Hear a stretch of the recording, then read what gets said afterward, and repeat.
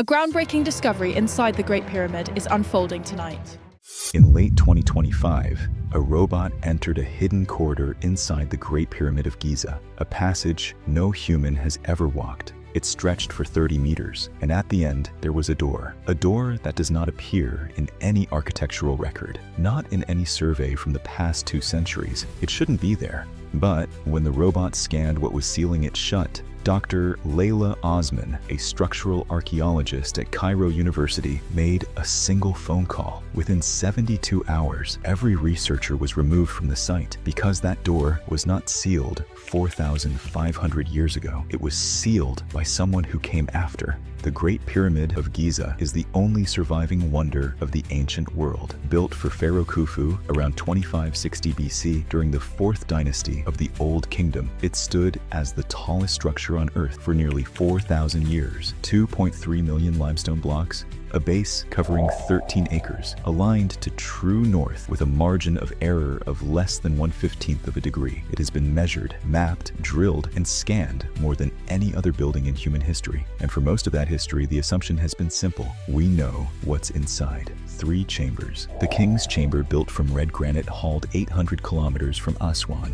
The Queen's Chamber, smaller, unfinished, its purpose still debated. And a subterranean room carved into the bedrock beneath the foundation. Corridors connecting them. The Grand Gallery, the ascending passage, the descending passage. That's it. That's what the textbooks say. That's what 2 centuries of Egyptology have confirmed. But in 2017, the Scan Pyramids project used muon tomography, subatomic particle imaging, to detect a massive void above the Grand Gallery, a space roughly 30 meters long that no one had seen in 4.5 millennia. The discovery was published in Nature. It made headlines around the world, and then it went quiet. No excavation, no follow-up announcement, just silence. Then, in late 2025, Zahi Hawass, Egypt's former Minister of Antiquities and arguably the most recognized name in Egyptian archaeology, confirmed something publicly. A previously unknown corridor had been identified inside the pyramid using advanced robotic equipment, 30 meters long, ending at a sealed door. Hawass did not say what was behind the door. He did not say when it would be opened. He said only that the investigation was ongoing and that further details would be released through official channels. What he did not mention was the robot that had already been inside and what it had found. The system was called Anubis 6. It was designed and built by a joint engineering team at the École Polytechnique in Paris, an autonomous AI-guided robot equipped with LiDAR mapping, multispectral wall imaging, and structural density analysis. Anubis 6 was not built for the public. It was built for passages too narrow, too fragile, and too structurally unstable for human entry. It could navigate corridors less than 60 centimeters wide and map wall composition at sub-millimeter resolution, detecting material differences invisible to any prior scanning method. Professor Marco Delacroix, the AI robotics engineer who designed the navigation and sensor array, oversaw the deployment personally. His team transported Anubis 6 to the Giza Plateau in a climate-controlled case. The robot entered the corridor on October 3, 2025, through an access point near the pyramid's north face. It took 14 hours to complete its first full pass. Here's the thing, Anubis 6 was not just a camera on wheels. The system combined 3 independent scanning methods operating simultaneously, cross-referencing data in real time through an onboard AI processor.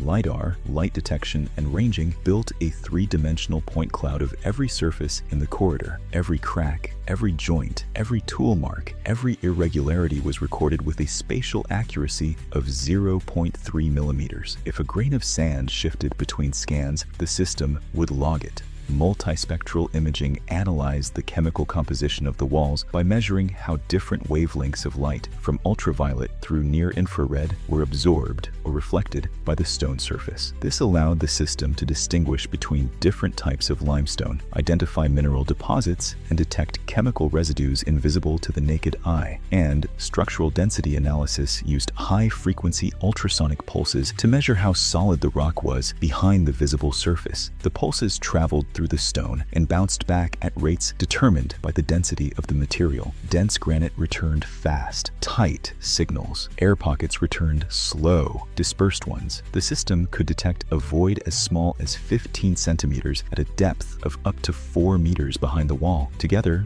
these three systems could tell you not only what a wall looked like, but what it was made of, how thick it was, and whether there was anything behind it. The first complete dataset rendered on October 4th in a temporary field station 300 meters from the pyramid's base. Delacroix and Osman reviewed the results side by side. The initial pass confirmed everything they already knew. The corridor was 30.2 meters long, cut through solid limestone with a slight downward grade of 1.7 degrees. The walls were consistent with 4th Dynasty construction techniques. Chisel marks spaced at regular intervals, limestone blocks dressed to uniform dimensions. Everything matched the manual survey conducted during the corridor's initial discovery. Anubis 6 had mapped the known pyramid interior with 99.4% dimensional accuracy against existing records. The calibration was flawless. Osman signed off on the validation at 6:40 p.m. local time. Delacroix did not. He was still staring at the final 3 meters of corridor data. He had been staring at it for 25 minutes. At meter 23, the density readings on the left wall dropped. Not gradually, sharply, like a cliff edge in the data. The surrounding limestone measured at a consistent 2.65 grams per cubic centimeter. Uniform, predictable, load-bearing pyramid stone exactly as expected. At meter 23, the left wall read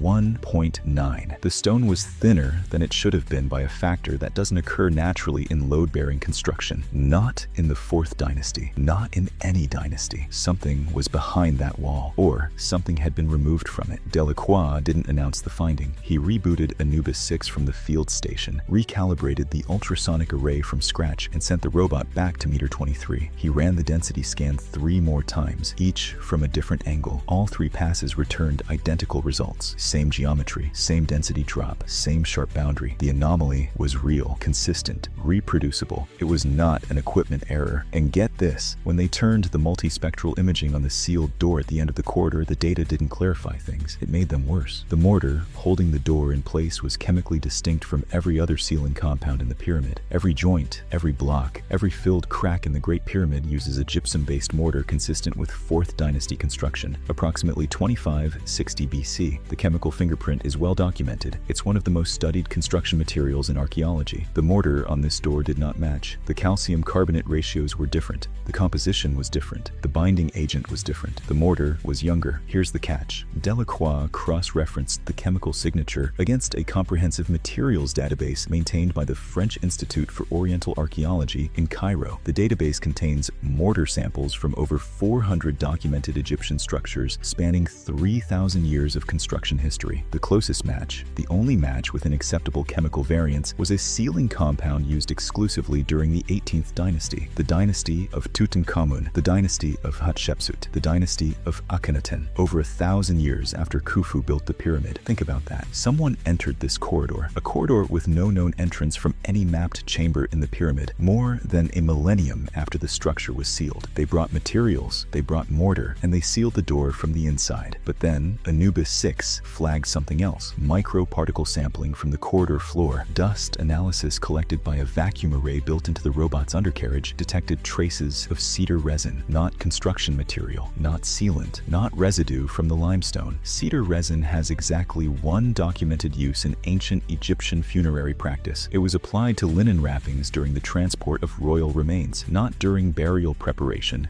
during relocation, specifically when a pharaoh's body needed to be moved from one tomb to another to protect it from grave robbers. And get this, the concentration of cedar resin was not uniform across the corridor floor. It increased as the corridor approached the sealed door. A gradient, faint traces at the entrance, heavier deposits near the door. Whatever was carried through this passage was carried toward that door, not away from it. Something went in, nothing came out. Now pay attention. Dr. Osman spent the next 6 hours in the field station reviewing the multispectral data on the door itself. frame by frame, wavelength by wavelength. The imaging revealed something the naked eye would never catch: faint chemical residue on the door's surface, concentrated around the edges where the mortar met the stone. Not mortar, not limestone dust, something organic. The spectral signature matched a compound documented in a single known source, a fragmentary 18th dynasty papyrus held at the Egyptian Museum in Turin. The text describes a protocol, a procedure for secretly relocating a pharaoh's remains to what the scribe calls the place that does not exist. The protocol specifies the sealing compound, it specifies the resin application for transport wrappings, and it specifies that the final resting place must be within a structure already sealed by the ancestors. A building so old, so permanent, and so thoroughly documented that no one would ever think to search inside it again. Osman read the passage 3 times. Then she closed her laptop. She sat in the field station for nearly 20 minutes without speaking. Her assistant brought her water. It sat untouched on the table beside her. Then she picked up the phone and called the Egyptian Supreme Council of Antiquities directly.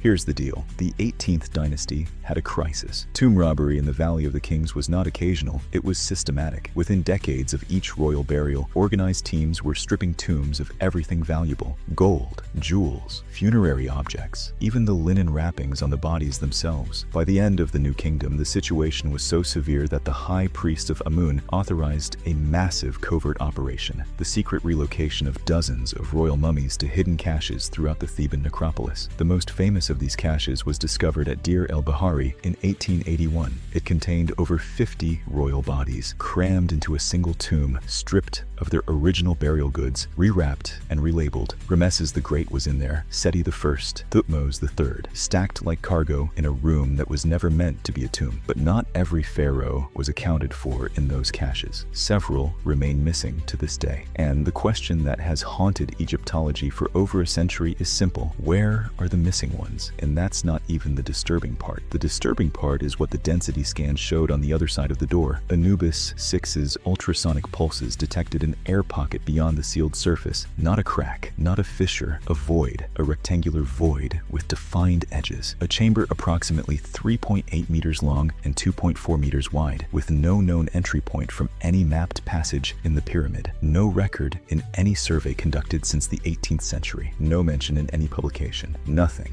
Something is behind that door, and someone, 1,000 years after Khufu was buried, went to extraordinary lengths to make sure no one would ever find it. Here is what the data shows. Inside the Great Pyramid of Giza, the most studied, most measured, most thoroughly documented building on the face of the earth, there is a corridor that ends at a door sealed with 18th dynasty mortar. The floor of that corridor is dusted with cedar resin used exclusively for transporting royal remains. The chemical residue on the door matches a protocol described in a single ancient text, a protocol for hiding a pharaoh's body in the place that does not exist. And beyond the door, there is a chamber that appears in no architectural record ever produced. The pyramid was not modified, it was repurposed. Someone in the 18th dynasty, the most powerful dynasty in Egyptian history, chose the most visible, most guarded, most permanent structure on earth as a hiding place. Not because it was secret, because it was the opposite of secret, because no one would ever think to look inside a tomb that had already been sealed for 1,000 years. The Great Pyramid was the perfect vault, hidden in plain sight for 35 centuries. And the logic is devastating in its simplicity. If you need to hide something forever, you don't bury it where no one has looked. You bury it where everyone has already looked and stopped looking. You bury it inside the answer, inside the one structure on earth that every generation has walked past and said, "We know what's in there. We've always known." Now consider who is still missing. Hatshepsut's original burial never confirmed. Nefertiti never found. Akhenaten's remains debated for over a century with no definitive identification. These are not minor figures. These are the most powerful rulers of the most powerful dynasty in Egyptian history, the ones whose legacies were the most contested, the most politically dangerous, the most worth protecting. And whatever they carried down that corridor, whatever the sleeping one refers to in the Turin papyrus, it is still behind that door. door, sealed, untouched, waiting in the dark for 3,500 years while the world walked directly above it and never thought to look. Within days of Osman's phone call, Zahi Hawass issued a directive restricting all access to the corridor. Anubis 6 was removed from the site and shipped back to Paris in the same climate-controlled case it arrived in. The full dataset from the robotic scan, every LiDAR point cloud, every multispectral frame, every density reading, every particle sample was classified under Egyptian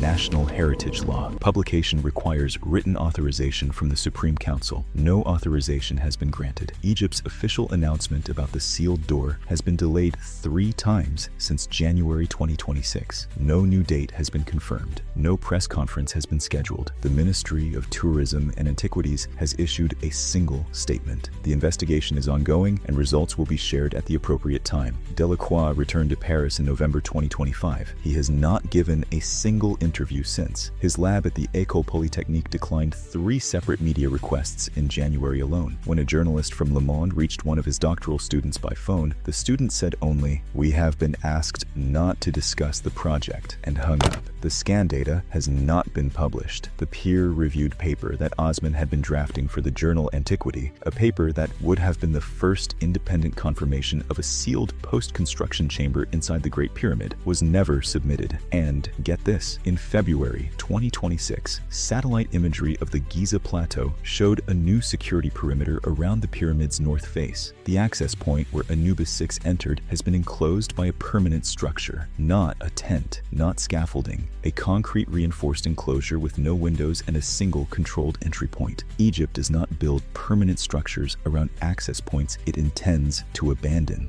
Whatever they are doing with that corridor, they are not done, and they are not talking. This is not the first time Egypt has restricted access to a discovery inside the pyramid. It is not the first time data has been classified, but it is the first time a permanent security structure has appeared at an access point that the public was told leads to an ongoing investigation. You do not pour concrete around a question you plan to answer. The door has not been opened. The corridor is sealed. The chamber beyond it remains unmapped, unexcavated, and officially unacknowledged. The question is not whether they will open it. The question is whether they already have. In 2025, a robot walked a corridor no human has ever entered, inside the most famous building on Earth. At the end of that corridor, it found a door sealed 1,000 years after the pyramid was built, a door with cedar resin on the floor in front of it, an ancient relocation protocol matched to its surface, and a void on the other side that should not exist. Hit subscribe and turn on notifications, because the next discovery makes this one look like the opening act. The Great Pyramid has been standing for 4,500 years. It has survived empires, earthquakes, and 2 centuries of modern archaeology. Every generation has looked at it and said, "We know what's inside." Every generation has been wrong, and it is still keeping secrets.